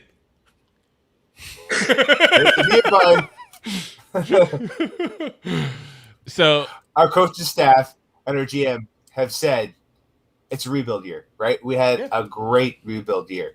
Hell of a rebuild. Rebuilding doesn't mean you sign and overpay. Yeah, it doesn't mean you sign and overpay people as you rebuild. It means you draft.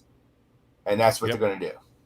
And look at Buffalo does overall. They draft. I fully expect us to be that kind of team. You know, and they pay for one days. guy I'm going to mention real quick there, and I'll let you guys give us some final notes after that here, that we haven't mentioned yet, that I want to mention because there's been a report that the Giants have spent a lot of time looking at a certain QB out of Tennessee. And I think that's all smoke and mirrors because that's come out ever since the Jones $45 million comments. I think it's all smoke and mirrors. But one thing we're not talking about, and I haven't heard anybody talk about this, so if I'm right on this, I'm taking the credit. This is now recorded. This is ready to go. This is going to be replayed if this goes. I'm just saying, if I'm right on this, it's going to go everywhere. Jalen Hyatt. Are we looking at the quarterback? Or are we looking to the guy the quarterback's throwing to? Both. I'm just saying.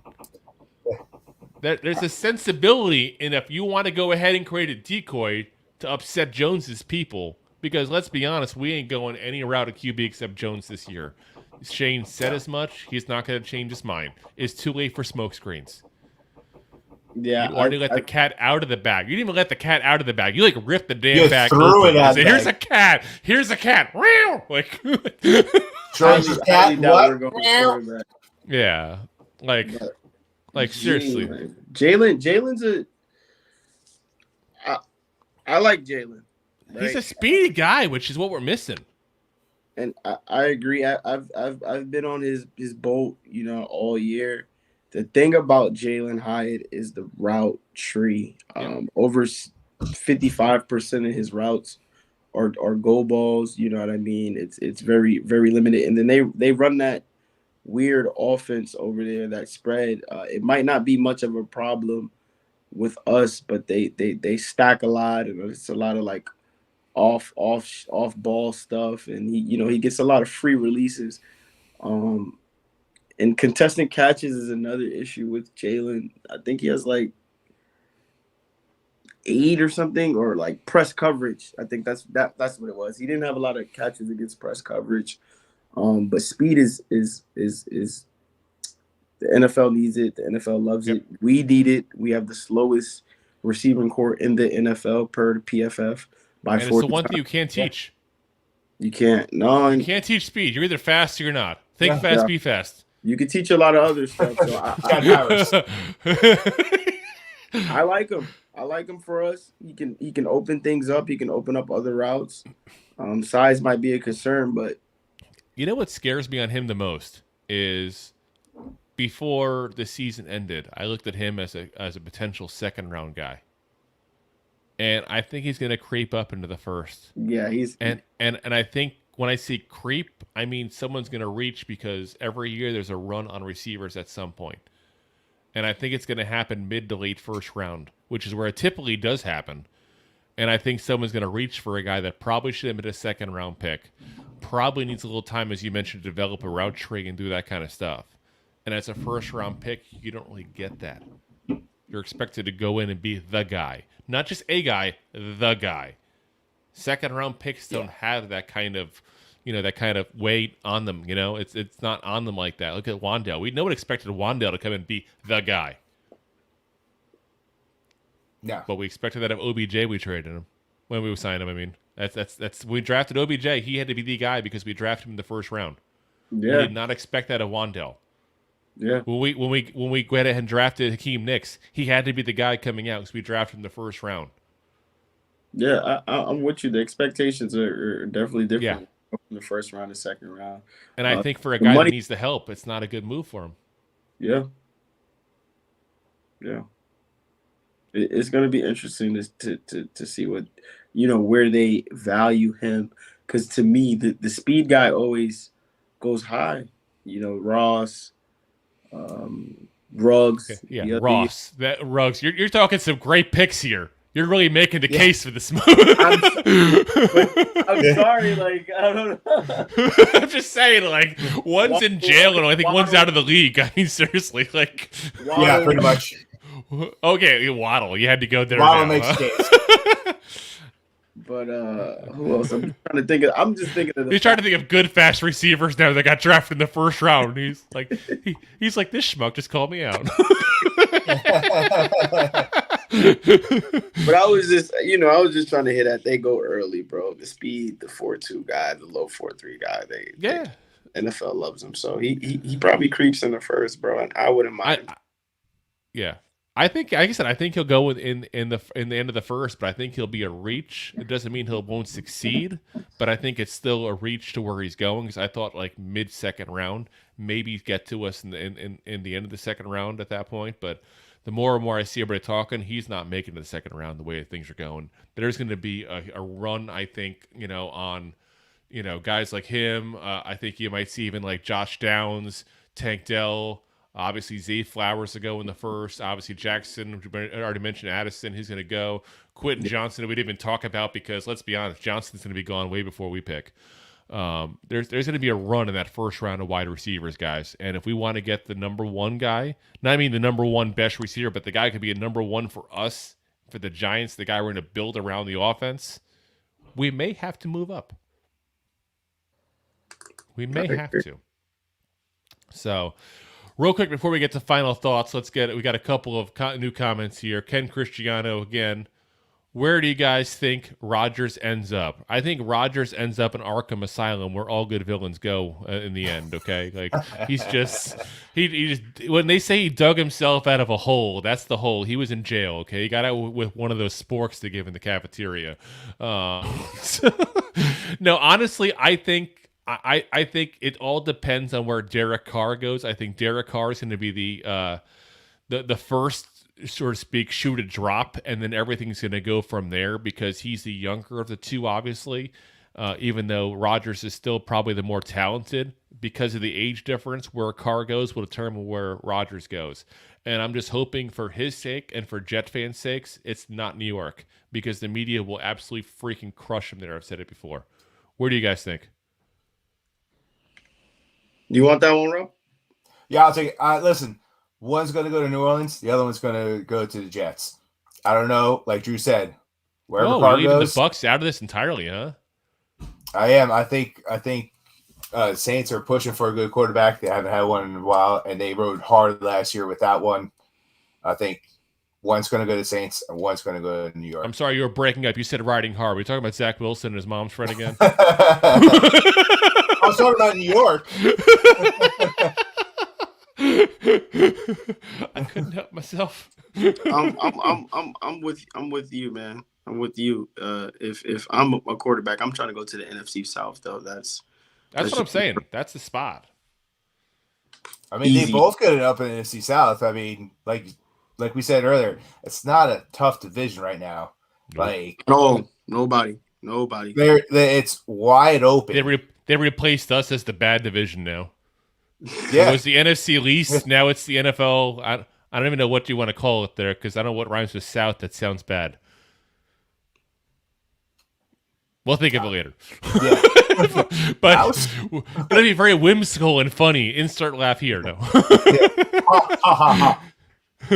But yeah, I mean, especially with Brady being gone, you got Atlanta still doesn't have a quarterback. Saints don't have a quarterback. The Panthers don't have a quarterback. You have a entire division where your best quarterback may very well be. I'm trying to think of who it would be right now. Is it Sam Darnold? Is Sam Darnold the best quarterback in that division?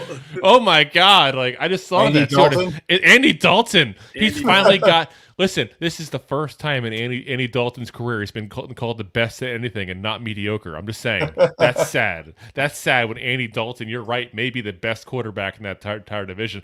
If he's even signed by them next year. Yeah. I don't even know his contract Derek situation. Carr might be down there. Yeah. I can see Derek Carr in New Orleans. Woo. That's a bad division, guys. That's a bad division. Alrighty. So, yeah, like I said, I a lot to think about in this episode, guys. A lot to think about there. It's like, do we try to get the money to get somebody in the first and in the free agency there? Do we sign just anybody at random to have a body as a wide receiver at some point this year? Do we get a couple wide receivers in the draft? Do we trade up to get the number one guy? And I think this position, this moves is going to determine potentially our offense for this season. I think it's that important. I really do. So any final thoughts you guys want to give here on the wide receiver group overall and what the plan's going to have to be for this offseason? Yeah, just identify that guy. It might be hard to find a receiver 1, but go out there and go get your receiver 2. I also think that, if you can find a receiving threat tight end, that can also help, finding a guy that can be your, receiver 3, almost your third option, vertical threat guy. That can also help, and bring back Saquon. Saquon can be, he's not just a running back. He's a dynamic football player. He can be used in the passing game.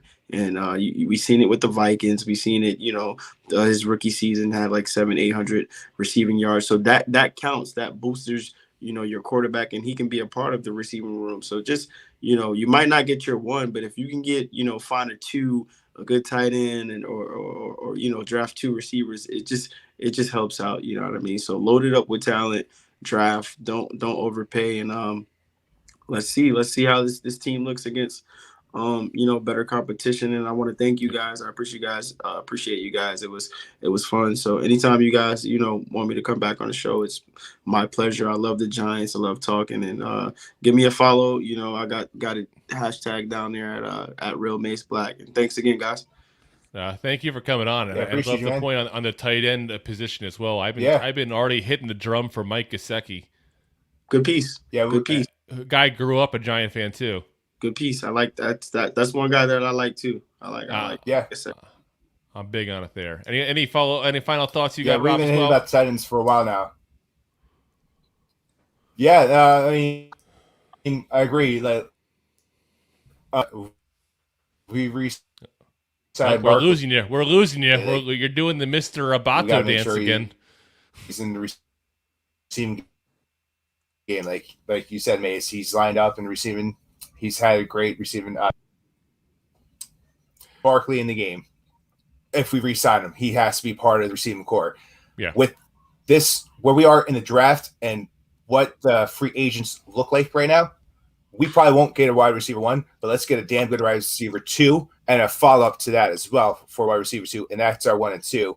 Put Barkley in the game and sign a good tight end, and let's play some football. Yeah. Exactly. So, again, guys, if you didn't get a chance to write it down or look it up real quick, Mace's Twitter, again, is at Real Mace Black. And, again, you guys should be following him. If you're not following him, guys, you are missing out. Skip on you. I'm telling you, he's good. He's good. You listen to him for the last hour and a half plus with us here. This man knows his stuff. And he's a diehard Giant fan. You got to love people like that know their stuff and just root for this team through and through. So, Again, Mace, pleasure was on our side. Trust me, we appreciate you coming on here today. Thank you so much, man. So, and again, guys, if you are watching us live here on Facebook, TikTok, Facebook, I wish TikTok, to Facebook, Twitter, YouTube, and now also Twitch and my LinkedIn page of all things randomly thrown into the mix here. Thank you very much for listening live. If you are not listening live and you want to go ahead and follow us live, we typically record every Monday, Wednesday, and Friday at 9 p.m.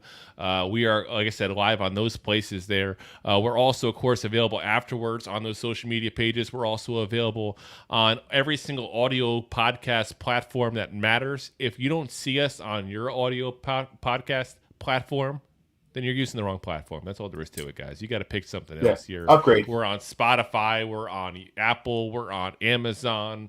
We're on some I never even heard of before. There's one called Deezer. You ever heard of Deezer? I never heard of it. We're on it though. No.